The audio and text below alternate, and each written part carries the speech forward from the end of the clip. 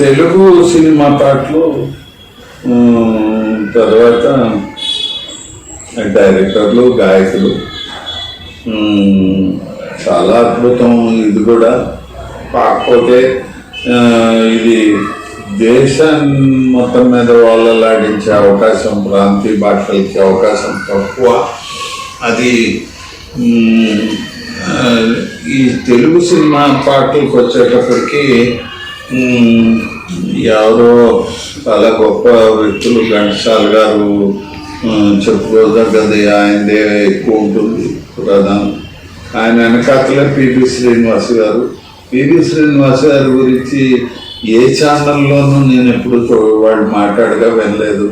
ఆయన ఓ స్టేట్మెంట్ ఒకటి అయింది పేపర్లో, నేను చూశాను ఎప్పుడో 50 ఏళ్ళ క్రితం, 40 ఏళ్ళ క్రితం.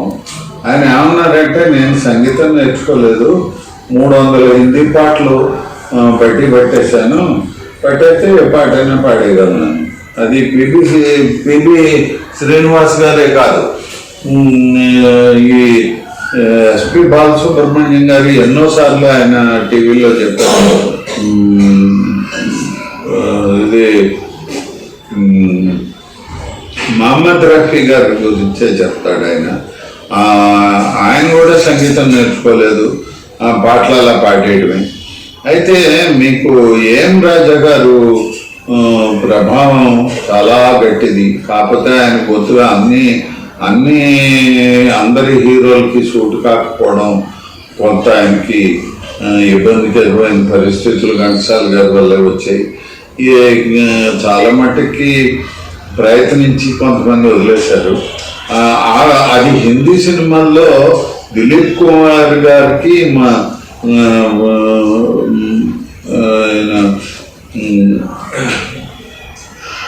ముఖేష్ గారిది పాడించి ప్రయత్నం చేసి వదిలేసి మళ్ళీ మహమ్మద్ రఫీ గారిది కంటిన్యూ అయింది. అలాగే ఇక్కడ కూడా పిబి శ్రీనివాస్ గారు, కొందరికే పిబి శ్రీనివాస్ గారు, అలాగే ఎం రాజా గారు అందరికీ పాడారు. కానీ కాకపోతే ఘంటసాల గారు వచ్చాక అది అందరికీ షూట్ అయింది, కొంతమందికే షూట్ అయింది. ఇంకా వీళ్ళ గారు ఇంకా అసలు ఆవిడ ఉన్నంతకాలం ఆవిడ పాటలు పాడగలిగే సామర్థ్యం లేదు. ఆవిడ ఒక మలయాళం నుంచి వచ్చి తెలుగు అంత గొప్ప పాటలు పాడేసింది ఆవిడ. అలాగే ఈయన పి సుశీల్ గారు ఎంటర్ అయ్యాక, ఆ తర్వాత జానకి గారు, అదే దాని ముందు ఆడవాళ్ళ విషయానికి వస్తే జమునా రాణి గారు, వసంత గారు, ఆఖరికి కొన్ని పాటలు సీతాన్సూయి గారు కూడా పాడారు. కానీ వాళ్ళు ఎక్కువ లలిత సంగీతం. కానీ ఎక్కువ జమునా రాణి గారు వెనక్కి వెళ్ళి ఎల్లారీశ్వర్ గారు ముందుకు వచ్చారు. ఇద్దరిది డిఫరెంట్ టోన్స్.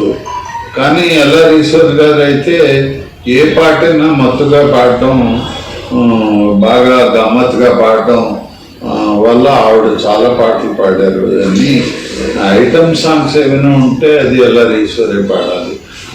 అలాంటి సామర్థ్యం కలిగిన వ్యక్తులు. తర్వాత పిబి శ్రీనివాస్ గారు, ఇది ఎస్పి బాలసుబ్రహ్మణ్యం గారు వచ్చాక ఆల్మోస్ట్ ఆల్ మిగిలిన గాయకులు ఎవరు కన్సూట్ మేరలో కనిపించలేదు.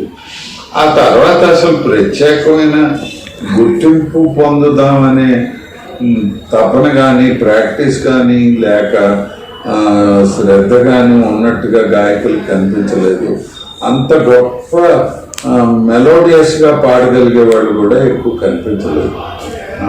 ఇంకా ఆడపిల్లల్లో కొంతమంది కనిపించారు, మాయమైపోయారు. అది ఇప్పుడు వాడు పాడతారు, వీళ్ళు పాడతారు, ఎవరు పాడుతున్నారో ఎవరికి తెలియదు. అది హిందీ పరిస్థితి కూడా అలాగే ఉంది. కుమార్ సాను, ఉదిత్ నారాయణ తర్వాత ఆల్మోస్ట్ ఆల్ డెడ్ అయిపోయింది. సోను నిగమ్ కొంత ఒక ఊపాడు, అతను కూడా చెలరేగాడు. కానీ పాత వాళ్ళ స్థాయికి వీడు వెళ్ళలేరు. నటులు కూడా అలాగే ఉండేవారు. హిందీలో ఆ పాటలో మీకు ప్రెస్లీ నీ కాపీ కొట్టి యాక్ట్ చేసేవాడు షమ్మి కపూర్ గారు.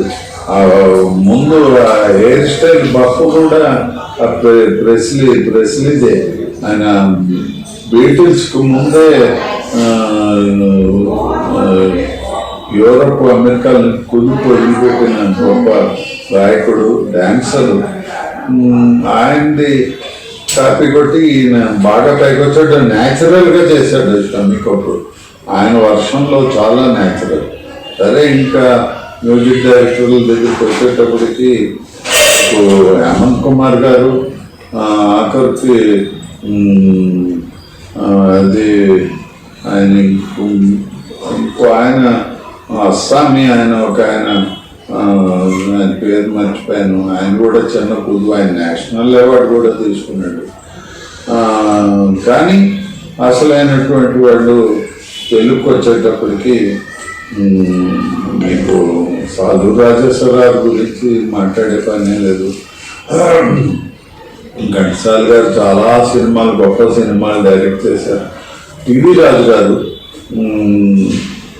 అలాగే ఇంకా చెప్పుకోదగ్గది సచిన్ గారు గురువు గారు. ఆయన సువర్ణ సుందరి వాటిని చేశారు. అంజలి దేవి గారి భర్త, ఆయన కూడా చాలా గొప్ప సినిమాలు చేశారు. హిందుస్థానీ తీసుకొచ్చింది ఆయనే. అందుకని ఇంకా తర్వాత చెప్పాలంటే చాలామంది ఒక కొత్త రిజంతో వచ్చారు, కానీ అవంతా మెలోడియస్గా మాకేమీ కనిపించలేదు. వచ్చిన వాళ్ళు అన్నీ అప్పారావు గారు, ఆయన వాళ్ళ పేర్లు కూడా నేను అంత గుర్తుపెట్టుకోలేదు. అంత గొప్ప చరిత్ర దానికి కూడా ఉంది. పాటలకు వచ్చేటప్పటికి ఎన్నో గొప్ప పాటలు, జయగారు అవ్వచ్చు, లేకపోతే తెనాలి రామకృష్ణ అవ్వచ్చు, ఇలా ఏవో కొన్ని నేను తలుచుకోవడానికి ఈ మాటలు చెప్తున్నాం తప్ప గొప్ప డైరెక్టర్లు, ఊహించినంత రైటర్లు కూడా సముద్రాలు గారు, అఫలాచారి గారు, దాశరథి రంగాచారి గారు, ఇంకా శ్రీశ్రీ గారి గురించి ఎవరు వేలెత్తి చూపించలేరు. ఆయన సినిమాకి సరిపడా విపులమైన గీతాలు తప్పకుండా రాశాడు. అది ఆయన ఆ సినిమాకు అనుగుణంగా తన విప్లవ ధోరణి పాటలే ఆయన రాశాడు. తర్వాత ఆయన మల్లాది పెద్ద ఆయన మల్లాది గారు, ఆయన తర్వాత మళ్ళీ మల్లాది ఇంకా రెండు ఆయన, ఆ తర్వాత అలాగే వచ్చారు చాలా మంచి రైటర్లు వచ్చారు.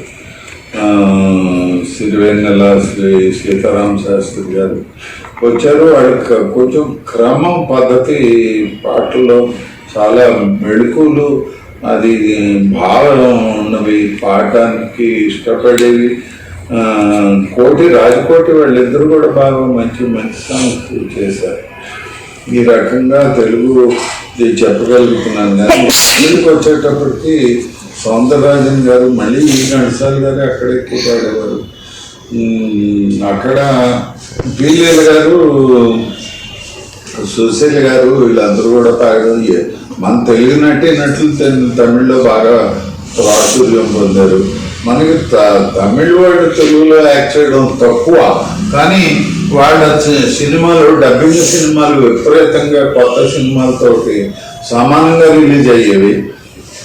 డబ్బింగ్ సినిమా వస్తుందంటే కొత్త సినిమాకి భయమే. అంత బాగా ఎంజీఆర్ది బోల్డన్ని, అనగనగా ఒక రాజు, అలీబాబా 40 దొంగలు, ఆయన ఎవరు, శివాజీ గణేశన్ గారి రతన్గిరి రహస్యం, లేకపోతే ఆయన ఎవరు, తంగవేలు, చంద్రబాబు తట్టంగలు తిరక్కపోవడం. ఆయన చంద్రబాబు అనే మంచి కమెడియన్, తంగవేలు కమెడియన్. నాకు గుర్తు భగవాన్, హిందీలో భగవాన్ గారు తమిళ్లో కూడా చేసినట్టుగా నాకు గుర్తు. అక్కడ మ్యూజిక్ డైరెక్టర్లు ఇక్కడ డైరెక్టర్లు కామన్గానే ఉండేవారు. అందులో సినిమా హీరోలు చూసుకుంటే న్యాచురాలిటీకి దగ్గర తమిళ హీరోలనే ఉండేవారు.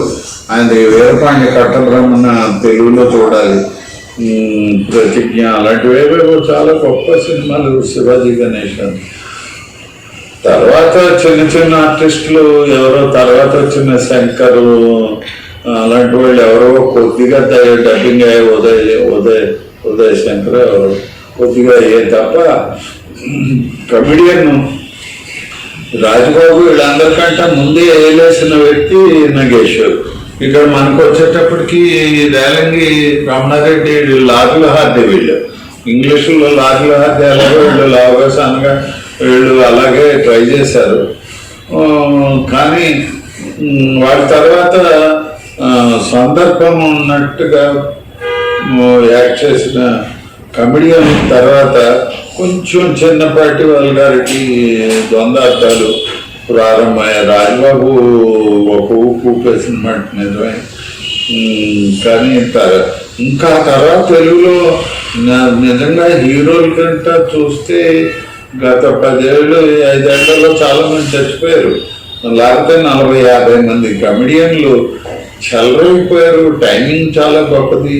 ఎంఎస్ నారాయణ చాలా లేట్గా వచ్చిన బాధ్య వదిలిపెట్టేశాడు.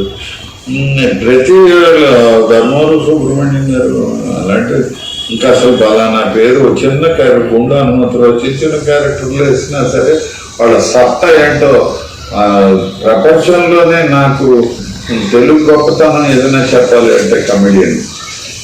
సరే మధ్యలో ఏవో పునాదిరాళ్ళు అట్లా ఏవో మొదలెట్టో ఎందుకో ఎక్కడో చిరంజీవి అనే ఒక కళాకారుడు వచ్చాడు.